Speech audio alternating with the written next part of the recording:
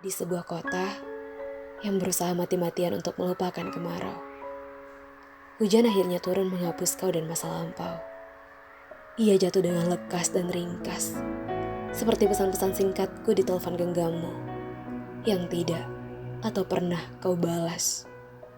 Di jalanan, kemungkinan adalah genangan, dan kenangan adalah lubang. Saat hujan datang, anak-anak di dalam diriku tidak pernah bisa membedakan keduanya.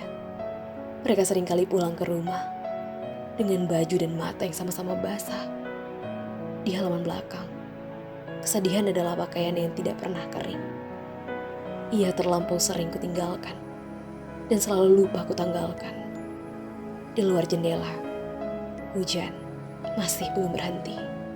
Di televisi, mereka bilang, besok hujan akan turun lagi.